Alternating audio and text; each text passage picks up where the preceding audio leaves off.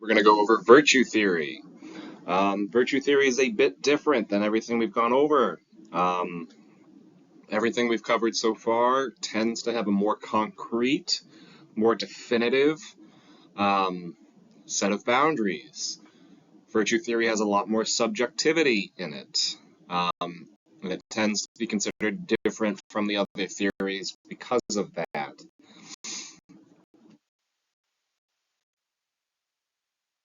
The Engineering Code of Ethics states engineers in the fulfillment of their professional duties shall hold paramount the safety, health, and welfare of the public, perform services only in areas of their competence, issue public statements only in objective and truthful manners, act for each employer or client as faithful agents or trustees, avoid deceptive acts, conduct themselves honorably, responsibly, ethically, and lawfully so as to enhance the honor, reputation, and usefulness of the profession.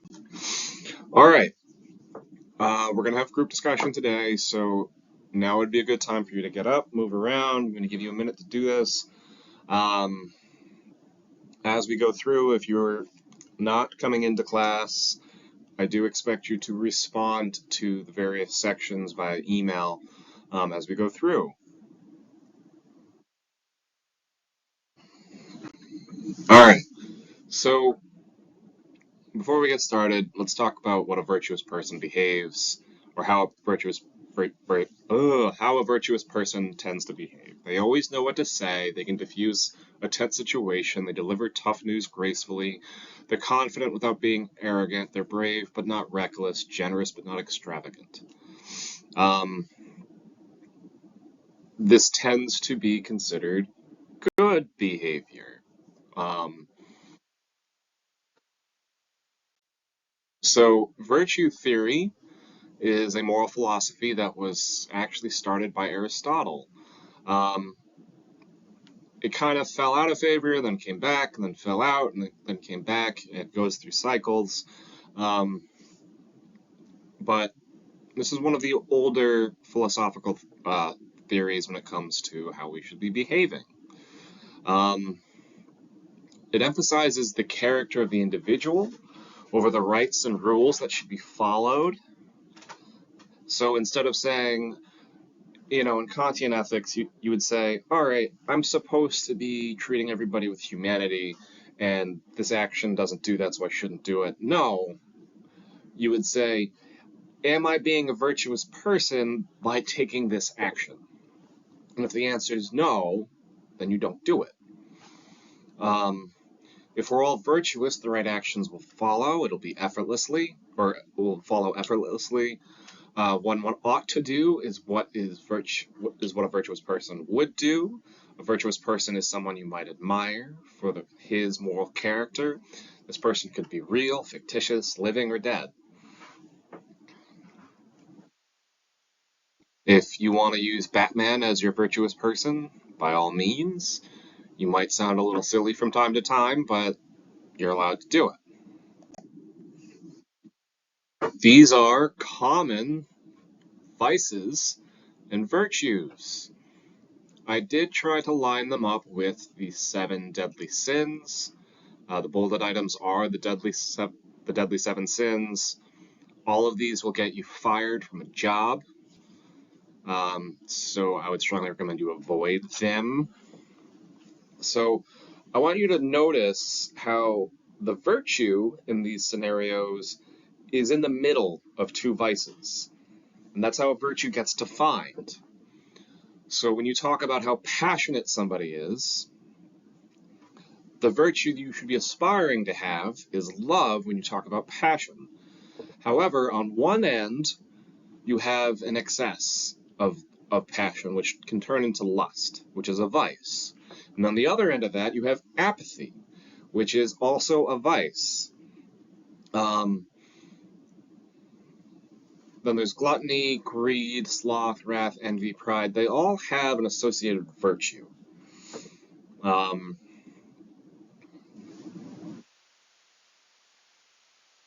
Now would be a good time for you to sit and think, which one of these vices do you know you're guilty of?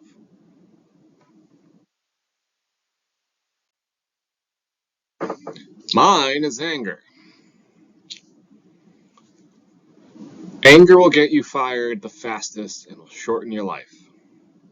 Um, we're only going to talk about anger today.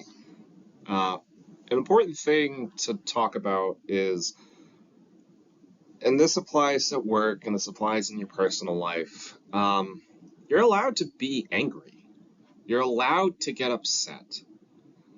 A lot of people will try to tell you directly that you're overreacting, that you shouldn't be getting upset, but the truth is, you're a person, you have emotions. If you get treated poorly, getting upset is the appropriate, healthy response to it. How you handle that anger and how you express that anger is important, because there are unhealthy ways to handle and express your anger, and there are healthy ways to do it. And the importance here is being able to acknowledge that you're upset, understand why you're upset, and express your anger in a constructive way. He's working on it, he goes to therapy. Sometimes I feel like what happens to people though is they don't understand that anger is a natural part of being a human being, and so when they come out they go, now I have no anger, the Right. universe is my Yeah. spirit. And Yeah. so now how do you deal with anger? How do you, like, everyone gets angry, Yes. how do you now deal with it? What did you learn as a healthy outlet for your anger? First of all, I did come out like that the first year. I was like, peace and love to everyone. And it was the baddest acting I ever did. Like, sit your ass down. Peace and love. It was bad. Yes. It was horrible. Right. But I actually got to understand. Remember now, this is the whole thing. You can be angry and sin not. It's a biblical phrase. Yes. And the whole thing was righteous anger is a good thing. And it was about accountability. Holding people accountable is how you deal with your anger. It's like there's a legal way to do everything. My answer to everything before was like playing chess, was turn over the chessboard. Right. I was like, if I can't get a problem, ah. And what I learned was, wait. I got to use wisdom here. I have to figure out this problem. Maybe going backward, I can go forward 2 steps. And all of a sudden, my everything about the energy toward anyone that I was angry at Yeah. was a thoughtful, methodical move. And this is what I did with Adam Bennett. It changed everything because I knew, because my wife. He's working on it, he goes. So, the reason I played that video is a lot of people, when we talk about angry and being angry, the expectation from a lot of people is that it just stops for some reason, and that's not healthy. And I'll be honest with you, some of you are going to be in work scenarios where you're gonna get abused. And instead of acknowledging the reason you're upset and the reason that you're saying, hey, you need to stop what you're doing, they're just going to say you're emotional, and that's unhealthy, that's unfair. And what you need to be able to do is identify why you're angry, and then focus it on the cause of the anger in a healthy way. Keep in mind, if you express anger wrong, you will get fired, and it'll be unceremonious. So the first thing you want to do is begin by acknowledging that anger is a natural emotion that everyone feels at some point in their lives. It's part of the human experience, and it's a valid feeling. If you get misused, treated poorly, dehumanized in any way, you should feel upset. You should feel angry. You should not tolerate it.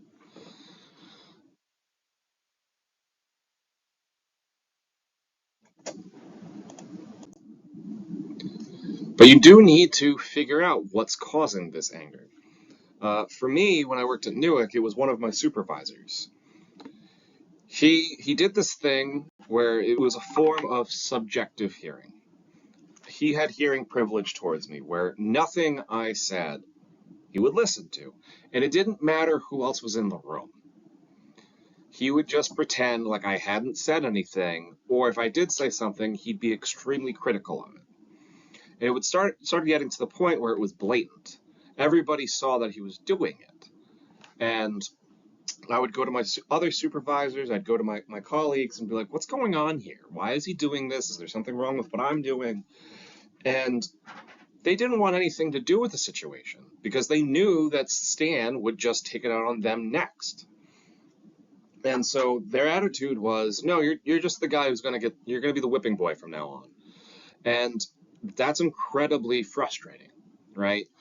Now, you have to be careful about the way you respond to it. Because eventually, for me, what I ended up doing is I would just start yelling at Stan in the middle of a meeting. And finally, other people would pipe in and be like, Stan, he just said that 6 times, or Stan, you're telling him to disregard a captain's direct order, or things like that. And then Stan would be like, oh, is that what's going on? But that's not healthy. If you're in a situation like that, where that is the only way to communicate, you need to leave that situation.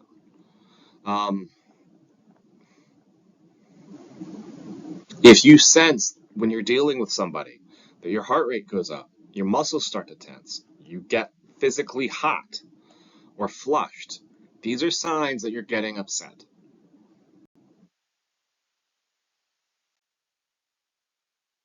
Now, you need to express that anger healthfully. So the first is you talk to a third party. So for me, when Stan was being a piece of shit, I would go talk to my other supervisor, James, and I would explain to him what was going on. Now, James, he was a good person to talk to, but unfortunately, his solution was just be a whipping boy and just accept the situation. But then I would start documenting what was going on, where I'd say, in this meeting, this happened. And he would stand up, obviously, would complain that I wasn't doing any work. But then I would have these emails where Stan would go complain to a captain that I hadn't done any work, and I'd actually have to write in the email, I did these things on these days. I provided this information, and I would have to forward or print out as a PDF the email where I sent the information Stan was asking for. Now, I could have done a better job of yelling, but to be honest, because of his scumbaggery, the only way information was getting into Stan was the yelling. Some people do this on purpose, where they intentionally make you upset, so they can make you look like you're crazy. And you have to acknowledge that people do this. And if it looks like you're dealing with somebody that does this, you have to walk away. And if somebody does this enough, you need to be reporting it. This is a form of abuse where they're intentionally making you upset. This is not high school. You are engineers. You're going to be in a professional scenario. You should be able to calmly talk to your coworkers and your supervisors. But if a supervisor is doing this to you, it is a form of torture. And if your company and organization doesn't address it immediately, this is definitely a thing to lawyer up about. You do need to communicate what's going on. So if you've gone to other supervisors, other coworkers, and nothing's happening, you do need to at least email to yourself what's going on. And you have to at least address it with the person who's causing the problem. Gotta go talk to them. You might need to bring somebody with you, but you need to do it. Work at Newark. I'm sure I've said that plenty of times.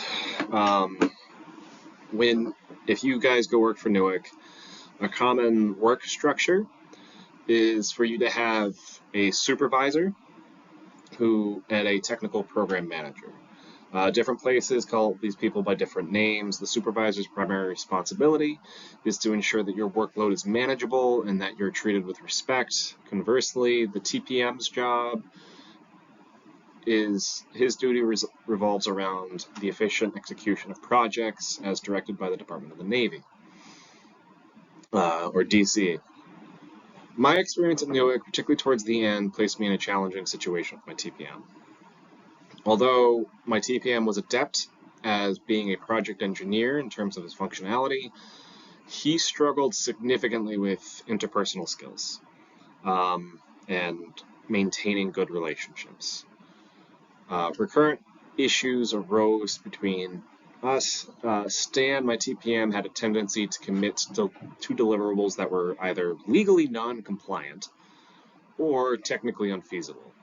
Moreover, when it became evident that he could not fulfill his commitments, he would not own up to his overpromises. Instead, he would deflect the blame onto others, specifically me. My work involved collaborating with defense contractors on the production of various torpedo components. In the manufacturing sector, it's routine to introduce changes or deviations to original designs. And this can happen for a handful of reasons, but a change is deemed to be permanent. So if you make a change, moving forward, all of the products are going to look this particular way. Whereas a deviation implies that you're going to eventually go back to the original design. And it usually only applies to a specific lot or a subset or something like that. We received clear instruction from our captain that deviations could not be authorized for entire contracts. And this practice had been adopted by the Navy for a while. The reason for this is the Navy would recognize certain requirements were unattainable, and we didn't actually know why certain requirements existed because some of the drawings were so old. So instead, what we would do is we would leave the requirement there and then just make sure the contractor got as close to that requirement as they could and then waive the requirement. Captain didn't like this because it added a whole bunch of work on our end and on the contractor's end, and instead we should figure out why that specification existed and hold them to it. And if we couldn't, we had to remove it. Simple as that. Additionally, the captain clarified that moving forward, if the deviation was caused by the contractor's inability to meet a requirement, we were not allowed to write it for them. That is to say, the contractor would have to say, hey, I can't meet this requirement. Is it okay if I deviate from it? And then we would approve or disapprove that deviation.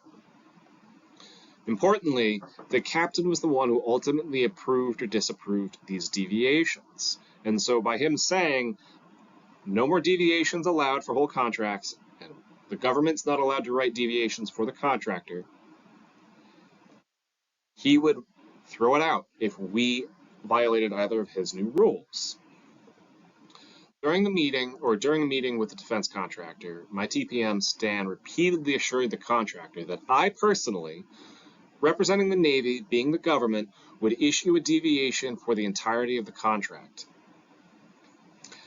I had to interject because this was a promise I knew I couldn't keep, and I had to remind Stan that the captain had explicitly prohibited such actions. In response, Stan, instead of saying, oh, right, let's find another solution to this problem, just started yelling at me, calling me insubordinate in front of about 10 to 15 defense contractors and about 10 to 15 government employees. Luckily, some people in the room, including the contractor, pointed out, if the captain said you can't do this, you can't do this, and made Stan stop. But he still did this, and it's rather upsetting and embarrassing to have a manager of some kind yell at you in front of a large group of people. Now, I was very upset by this, and there's a handful of ethical reasons why I was upset by this. So first of all, the promises that got made were undeliverable, and they were obviously undeliverable up front. And engineers are expected to maintain a certain level of professionalism and integrity and responsibility, and making this kind of promise is just inherently irresponsible. And when it becomes apparent that you can't deliver on your promise, the thing of integrity that you should be doing in this case is acknowledging your mistake, which is not what the TPM did. Instead, the TPM just deflected and blamed me for him not being able to do what he wanted to do.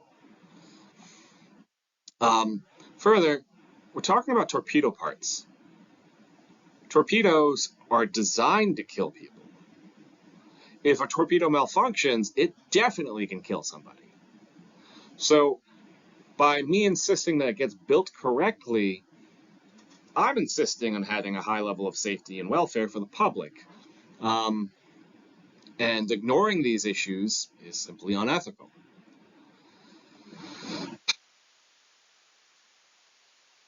Now, when we talk about laws and regulations and compliance, sometimes it's just what the customer wants. If the customer is explicit about what they want, you're not complying with their needs or wants. In this case, a much higher level manager gave us a very direct, you have to do this way direction. And in this case, what my TPM was effectively doing was telling me to ignore or disrespect a captain because that's what was convenient for him. And by me doing that, the captain wouldn't come back to me and say, did Stan make you do this? No, he'd say, why are you being disrespectful to me? I told you not to do this. And from history, I knew Stan wouldn't take any responsibility for this. He would say, I have nothing to do with that decision, even though he had said it in front of a group of people. And so, as engineers, we are expected to maintain a level of compliance for everybody involved because a lot of times people don't know how to do that. So promising something that requires you to break a law or regulation or direction is just unethical. The next is, say I was actually being insubordinate, where I was refusing to follow directions. You know what the appropriate way to handle that is? You send them an email and have a private discussion with them. You don't yell at them in the middle of a meeting. You don't do that. And if you can't do that calmly, you shouldn't be doing it at all. And there's ways to do that. Stan just chose not to. And last, good leadership and management acknowledges when they've asked you to do something. If you're dealing with a supervisor who gives you, 10 things to do and you're doing all of them, and then starts adding stuff to the list, it becomes infeasible for you to do all of it. When you go to them and say, what do I need to prioritize here? If they don't give you clear direction and they just say all of it, it's not good leadership. Further, when there is an issue, say you're violating a regulation, you should have enough professionalism within your organization that you can voice your concern without fear or retribution. This was typical behavior for my TPM, where he would have a hissy fit when he didn't get his way.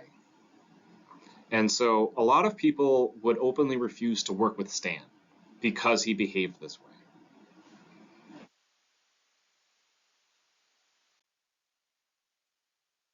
Now, in another instance, another challenging scenario, the captain was told that we had this whole inventory of parts, and it was a consumable that we had been using, and he wanted to know, hey, could we feasibly use this inventory we have and stop buying parts for a little while and use this consumable instead and save some money? And of course, my TPM said yes, that's totally possible. It's an easy modification. It'll cost less than 50 grand and it'll take about 2 weeks to implement. And so I got assigned the task. And at first it seemed pretty reasonable. But as I started to dig and discuss the situation with subject matter experts, I started realizing the feasibility of what was proposed was just not there. First, the experts' insight revealed a starkly different reality. They highlighted that because a torpedo functions as an integrated system of systems, Even seemingly minor modifications could have profound and far-reaching effects. Specifically, the experts cautioned that the proposed change would compromise the torpedo's operational safety. Now, I can't get into specifics, but what I can say is as soon as this new consumable was added to the system, the torpedo was unsafe. Furthermore, the subject matter experts presented empirical data showing that when they did that last time, it did a whole bunch of unsafe stuff. And this evidence convincingly demonstrated that implementing the modification safely would be far more complex and time-consuming than initially promised by the TPM. It became evident that the project would require years, not weeks, to complete and would entail costs in the millions of dollars, drastically exceeding the initial quoted figure to the captain. Now, the TPM didn't want to take this to the captain because he had promised it would be less than 50 grand and take 2 weeks. And anticipating that my TPM would inaccurately attribute the inability to implement the captain's requested modification to a problem fabricated by me. So I took proactive steps to ensure that true technical challenges and safety concerns were accurately communicated and understood by all relevant parties. Firstly, I meticulously documented the subject matter expert's assessment. So I would say, Ryan on this day said this thing, and this was his assessment of the torpedo and its functionality if we made this change. And this is Ryan's background.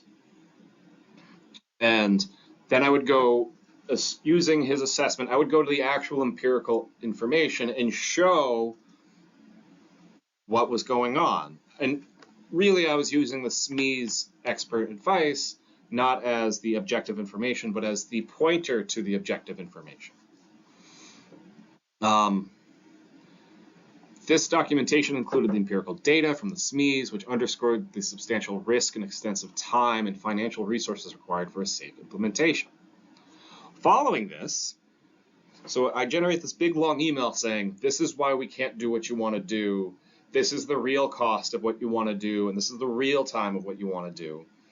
I sent that as an email to all involved stakeholders. So all of the subject matter experts I referenced, all of the supervisors of those subject matter experts, my supervisor, other colleagues that were familiar with what was going on, and notably the TPM.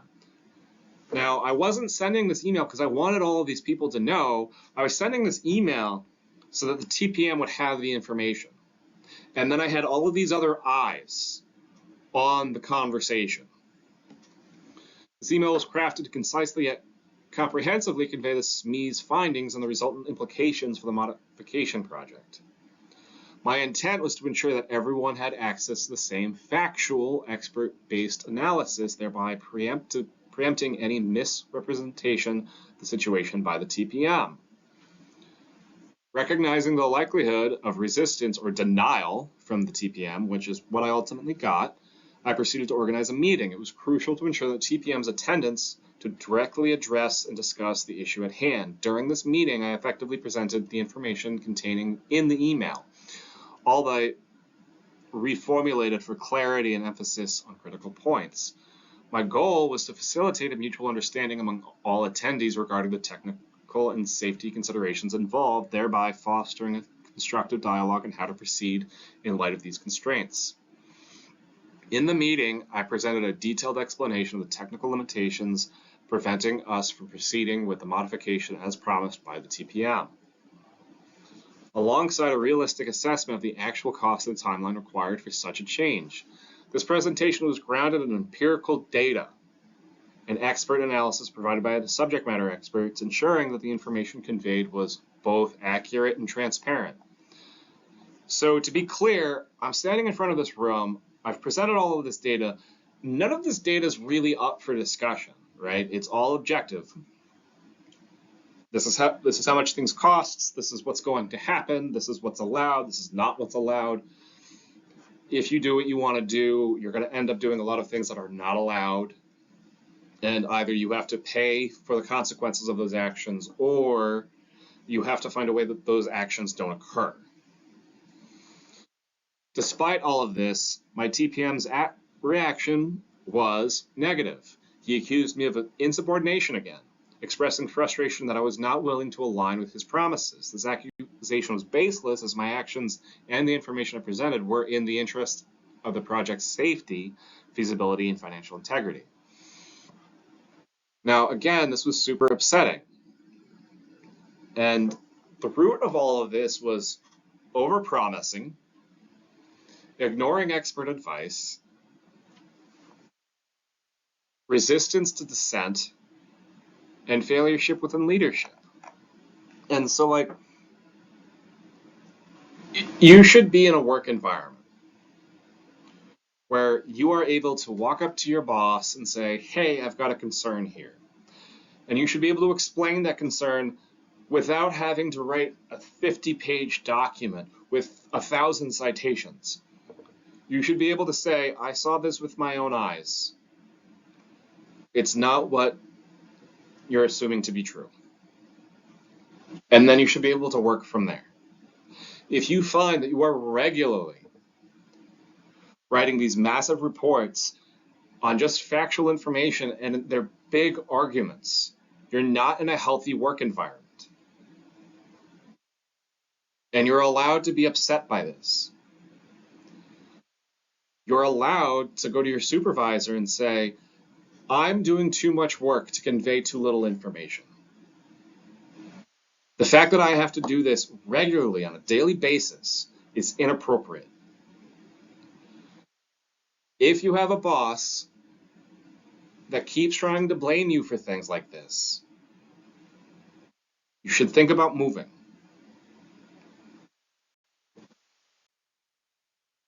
Now, these are common virtues that you run into.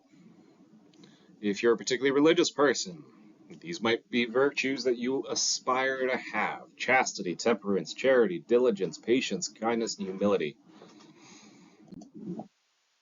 The theological virtues: faith, hope, charity, and obedience. For those of you who don't know, theology is the study of God, while biblical studies is the study of the Bible. Theology takes a topic approach, dividing the Bible into themes or categories to better understand the overall message. Biblical studies focus on the whole Bible, particularly the individual books of the Bible. These are Aristotle's virtues: courage and bravery, temperance and moderation, liberality, magnanimity, ambition, pride, patience, friendliness, truthfulness, wit, modesty, justice. These are the chivalric virtues in medieval Europe.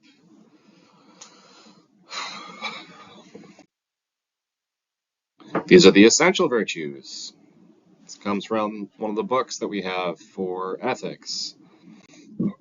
These are the Boy Scouts virtues: trustworthy, loyal, helpful, friendly. Funny enough, when I first gave this presentation last year, I would have, as part of like my notes, I would have people's names to call on. The two people I had listed to call on were actual Boy Scouts, and I didn't know that walking in. It was just total fluke. Was anyone here a Boy Scout? If you were in the Boy Scouts, let me know. These are Rachel's virtues. This is another one of the books you're supposed to be using. I didn't assign because I didn't want you wasting any money. These are the engineering virtues.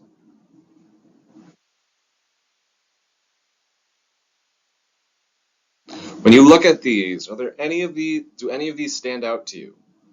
Do any of these seem any more or less important than the others? And this is subjective. There isn't a wrong answer here, but it does. Looking at them now, you might realize something about yourself when you look at them.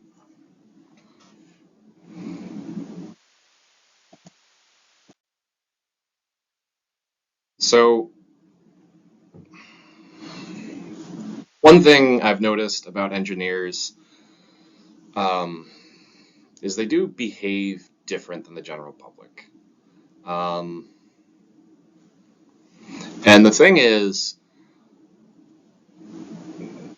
we know we behave different. This is not like a unique thing. Um, and the differences come in a handful of different ways. The way we're social is different. Um, we're not super interested in social norms.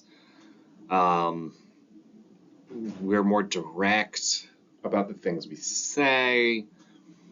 Um, we can be more definitive in the sense that when we discuss, we don't discuss subjective things very often. It's always concrete ideas.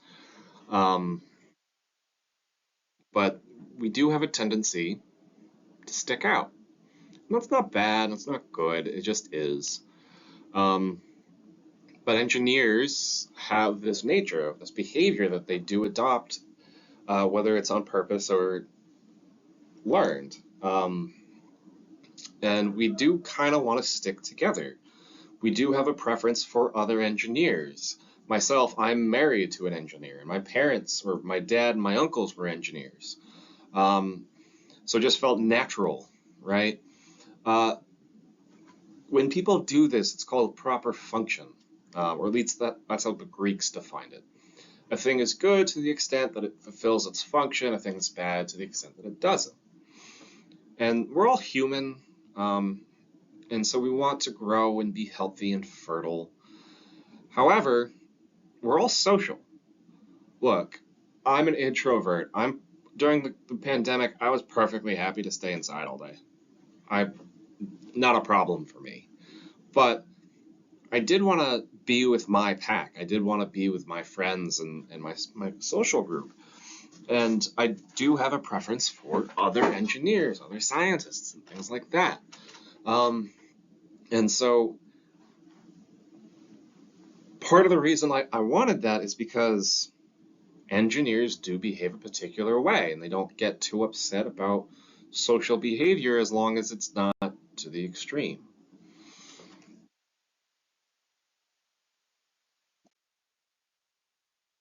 Now, for Aristotle, when he talked about virtue, he said it's human to want to be virtuous. Having virtue means doing the right thing at the right time in the right way in the right amount towards the right people.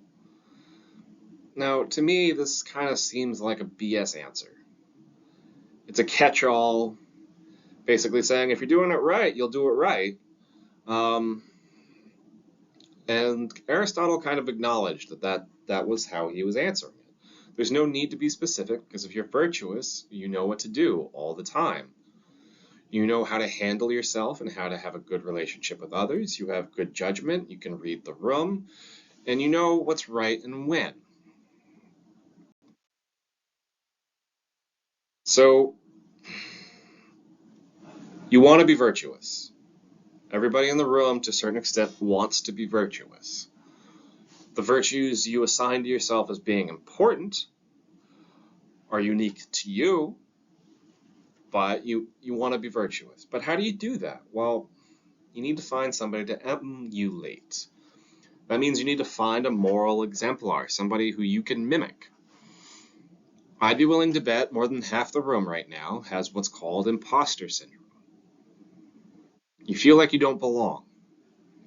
You feel like engineering is a really hard thing to do and you shouldn't be where you are right now. And I'll be honest with you, I have imposter syndrome. My wife has imposter syndrome. When we graduated from college, we didn't feel like we should have been one of the engineers that got through. Uh, and this is a very common feeling, like you just don't belong. Like engineering is hyped up to be harder than it was. But people keep saying, "Oh, you got through. It's great." Da, da, da. You have to fake it till you make it. And I'll be honest with you, it works. So find somebody to emulate, somebody who you find to be virtuous, somebody you would like to mimic. There's a good chance you already know who this person is. You have to develop your character through practice. And at first, you're going to have to say things like, what would Batman do in this situation? Would he handle this the way I want to handle this emotionally, or would he handle this a different way? If you would handle it different, what would he actually do? And then you have to go do that. It's going to feel fake at first, because it's going to be fake at first. But a lot of this feeling is just imposter syndrome, and you have to ignore it. Over time, it won't feel fake anymore, and it'll feel natural because you've gotten used to doing it. It'll be effortlessly. It'll happen effortlessly. Oh my goodness. It will happen effortlessly, and you will be virtuous. The kind of person who is virtuous, who lives a virtuous life, is going to go do good things. And I do want all of you to go be successful and to go do good things. Now, why would you do all of this? It's for something called eudaimonia. It's the reason for being virtuous. It's the reason for living, really. The closest translation we have to this definition is a life well lived, human flourishing. It's that feeling after getting many things done, accomplished after a long day. To reach this point, you have to constantly be pushing yourself to the limit. This sounds stressful, but the thing is, if you do this, you will be happy. You will find happiness and success. All of this comes from achieving something difficult. And the thing is, you'll never be done. You'll always have room for improvement, because the truth is you do. So you can't coast when it comes to being virtuous.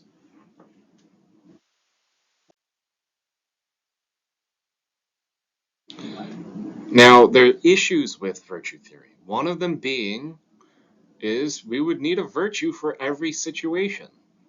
Doesn't really make sense. What we agree is an important virtue it just might not happen. Um, Different cultures prioritize different virtues.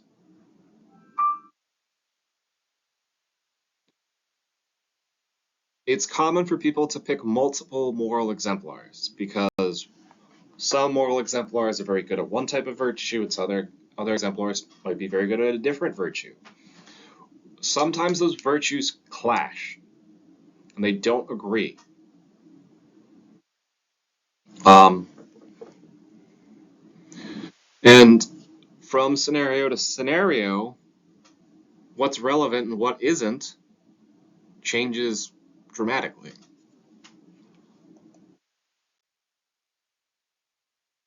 Um, if you want to look them up, these are 100 of the most common virtues. These are virtues I think engineers tend to want to prescribe to.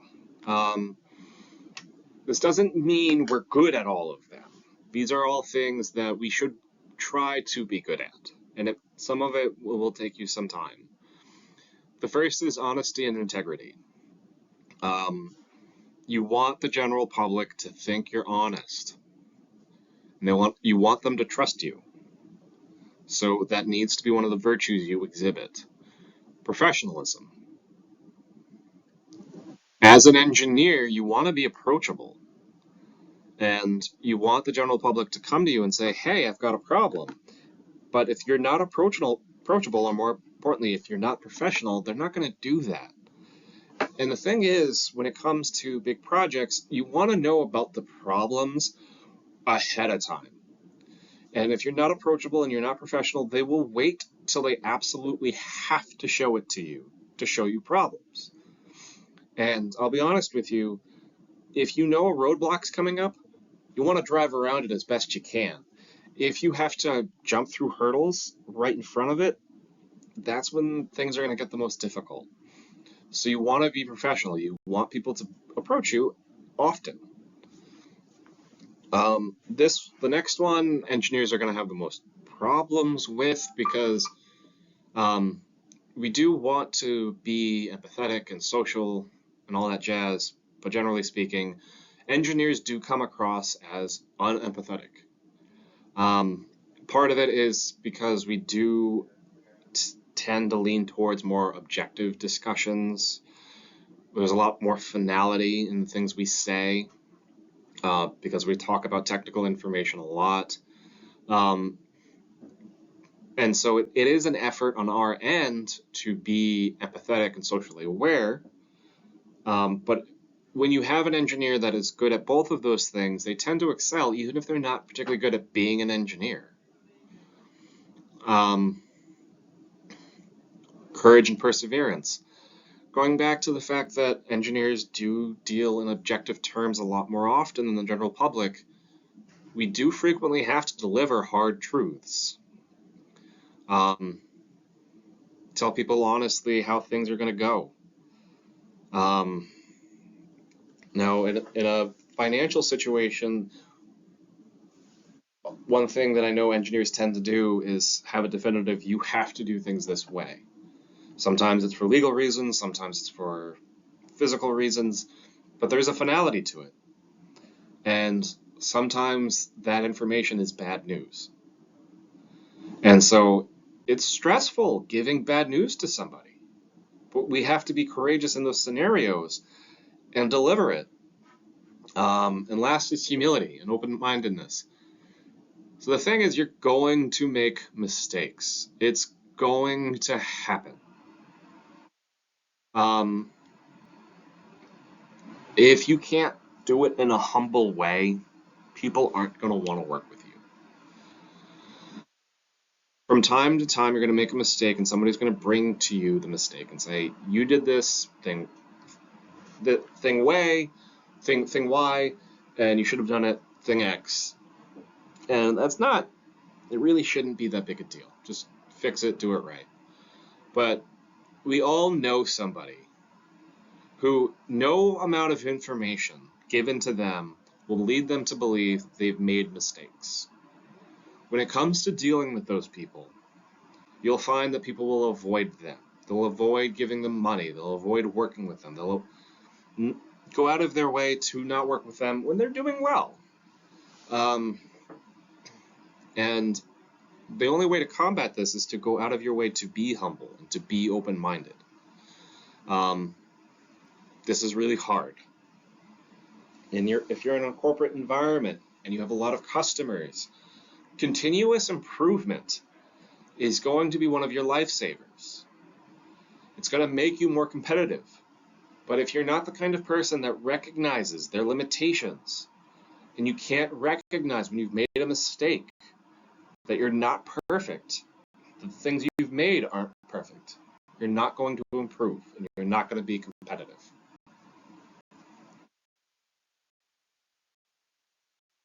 All right, so I know I've shown this example before, but one more time. You work for a pharmaceutical company. The FDA has recently performed their 24-month audit. They found several easily addressable issues that you need to fix. You haven't passed the FDA's inspection, but once you've addressed the issues, you will. Again, this is very common. For unrelated reasons, the owner wants to retire by liquidating the assets in the factory and fire the staff.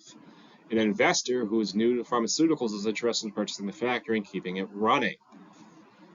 They're unfamiliar with the FDA's processes and assume that bringing a factory from failing to passing is a long, expensive process. You know, if you spend too much time discussing the issue with the investor, they'll get nervous and move on to another facility that has already passed. You know this is the most profitable option for the investor. You know the owner will liquidate the factory. You know by the time the investor is in charge, you'll have passed. Do you lie and say you passed? So I want you to respond the way a virtuous person would respond in this case. I'm going to give you 5 seconds to think about it, pause the screen, write down what you would say.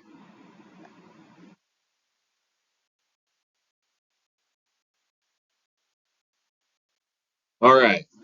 This is an unacceptable answer. As an engineer, it is essential to uphold integrity, professionalism, empathy, and courage. Therefore, we need to be truthful. This doesn't tell me anything. Guys, this is still a philosophy class in engineering. I need to go to ABET, showing them that I know you've learned. This doesn't tell me anything. If you give me this as your answer to the virtue questions in the exam, you're going to get a 0.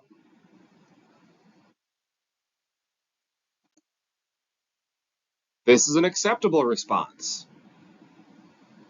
As an engineer, it is essential to uphold integrity and act with honesty. Lying to the investor constitutes an act of deception that goes against the ethical standards expected of engineers. However, it's worth noting that the FDA has granted the factory permission to continue manufacturing and selling the product for the next 9 months. During this period, certain updates to your paperwork need to be made to the FDA's requirements, explicitly stating that the FDA, should a finding necessitates paperwork updates, would be tactless and not information of immediate interest or necessity to the investor. By considering the relevant and necessary information while maintaining honesty, we can navigate the situation in accordance with the principles of integrity in engineering. All right, so I need you to know, or I need to know, you understand what a golden mean is. I need to know you know what the excess and deficiencies are when you refer to a virtue. So in this case, virtue is an honesty, or honesty is a virtue. What's the extreme? So if you say something honestly, but the intent of the statement is to hurt somebody, it's tactless. If you provide false information, you're not being honest, you're being deceptive. Okay, you don't necessarily need to put it in this order, but I need to know that you know what this stuff is. Okay, this is an acceptable response.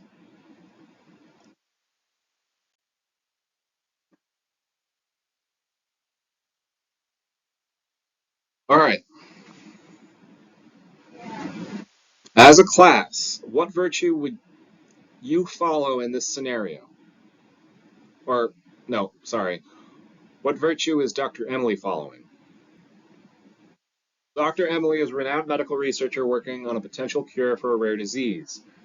After years of research, she believes she's on the brink of a significant breakthrough. However, during the final stages of testing, she discovers a minor side effect that could potentially harm 1 in 10,000 patients. The side effect is not life-threatening, but could cause discomfort. Emily knows if she reports the side effects, the drug's approval might be delayed for years, and many patients could benefit from the treatment would suffer. If she doesn't report it, she's compromising her own integrity and potentially putting patients at risk. I want to know what you would do. In this case,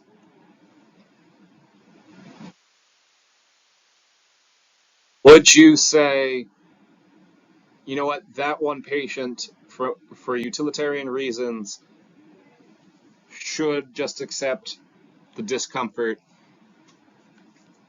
Or would you say, from Kantian reasons, no, she has to report what she's doing? Or is there a virtuous reason as to why you'd say option 1 or option 2?